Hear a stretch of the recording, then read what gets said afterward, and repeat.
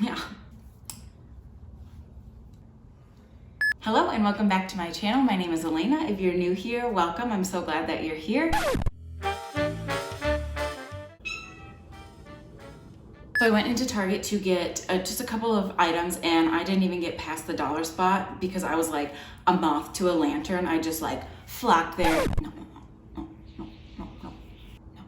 And I just never made it out. So I didn't get what I needed at the store. Sorry about it. But by the time I left the dollar spot, my basket was completely overflowing. So that being said, I did want to give these items a little bit of an upgrade and give them just a little bit more personality and add my own creative touch to them so that I could make them my own. With a little bit of acrylic paint and my favorite minwax stain, I was able to completely transform these items into unique, one-of-a-kind boho pieces that I'm really proud to keep in my home. If you do enjoy these projects, I would love if you gave this video a thumbs up and subscribe to my channel. I post new DIYs every single week, and I hope to see you back here soon. So without further ado, let's jump into the projects.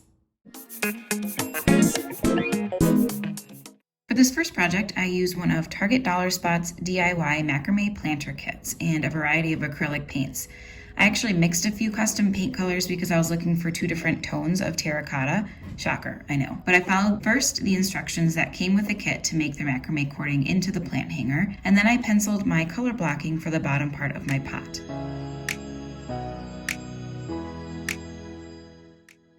I then painted my lightest color onto the pot with the outline that I drew.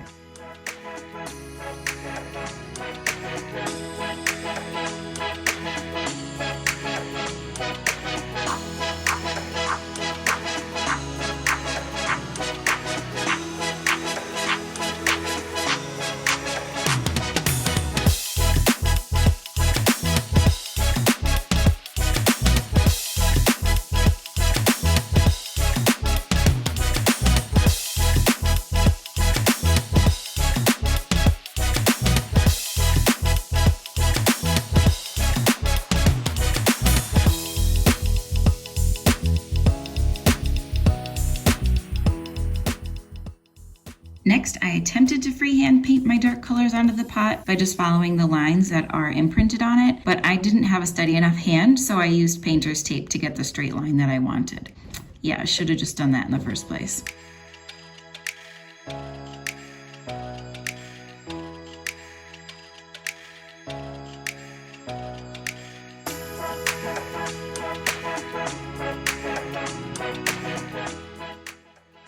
I painted the dark color onto the blocked off section, removed the tape, and here's a look at how it turned out.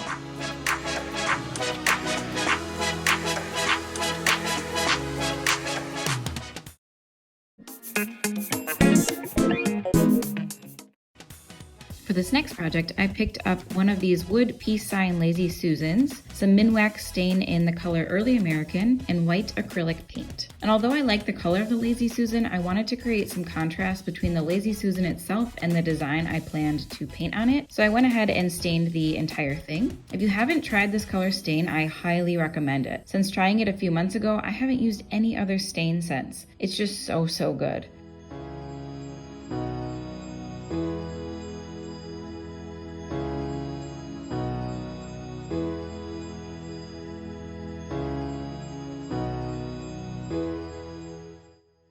I wiped off the excess, and once it was dry, I started to make my design stencil.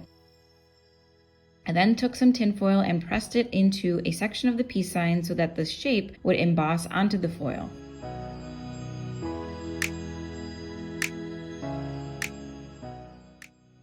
I cut the shape out of the foil and laid it on a piece of heavyweight paper. I traced the foil and finally cut the template out of the paper. There's probably a more direct way to do this, but it was actually really simple and worked well for me. Plus, I didn't have to do any measuring or anything like that, which I love.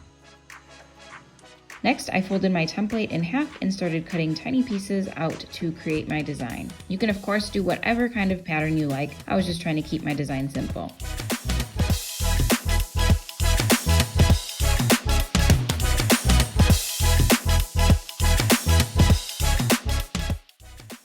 I continued to do this with other sections of my template to create the design I was going for.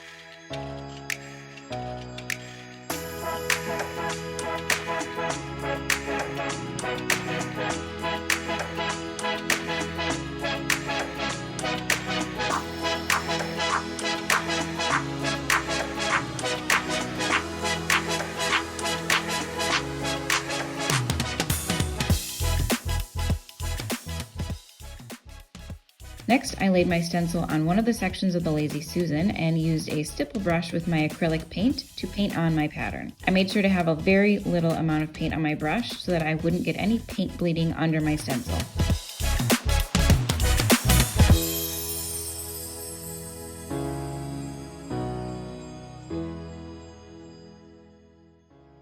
I did this for all 3 sections of the Lazy Susan.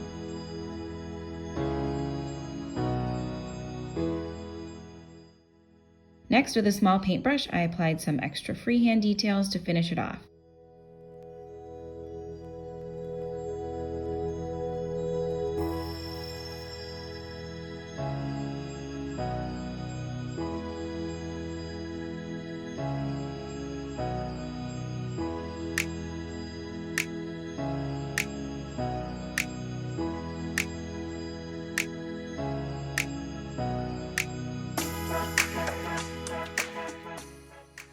You could always add a coat of polyurethane to seal it all in, but because I was just going to use this decoratively for the time being, I decided to skip it.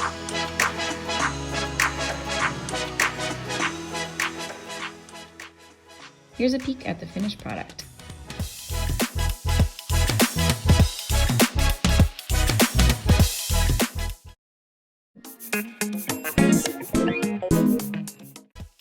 For our last project, I used 2 packs of these Dollar Spot ceramic coasters, which came in a pack of 3, a light bluish gray acrylic paint, gold acrylic paint, and a dark blue metallic acrylic paint. I also used painter's tape, super gloss Mod Podge, and Elmer's glue. The first thing I did was trace a crescent moon shape onto the coasters, and I actually used one of the coasters to outline that perfect crescent shape. Next, I used painter's tape to tape off the moon and completely cover that up.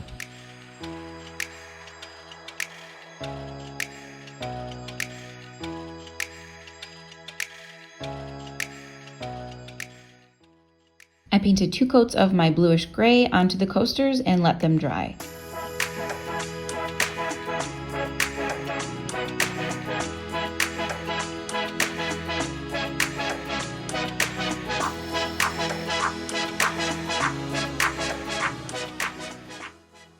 Once those were dry, I painted the coasters with the Elmer's glue, and while it was wet, squeezed a little of my light and dark blue paints onto the coasters.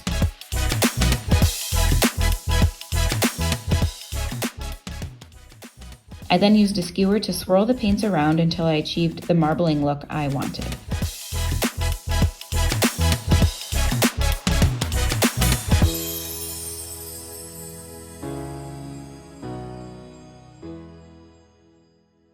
I did add a little more of the lighter color once I had already swirled it because it was darker than I wanted, so this project is super nice in that it's pretty forgiving if you make a mistake.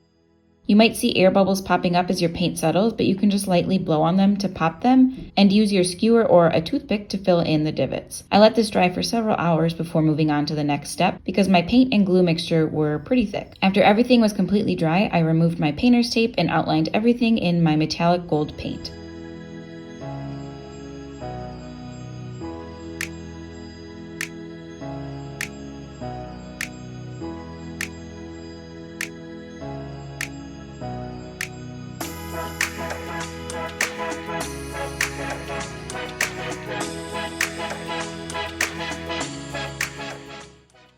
The last step was giving all the coasters a coat of the glossy Mod Podge to seal it all in and give it a high shine finish. I really enjoyed doing the swirling technique to get the marbling, but would love to know if anyone has any other methods you use to get a marbling effect in your projects. Let me know in the comments because I'd love to try them out. Okay people, I hope you enjoyed today's projects, and if you did, please give this video a great big thumbs up and make sure to subscribe to my channel for weekly DIY videos. Thanks for watching, and I'll see you back here soon.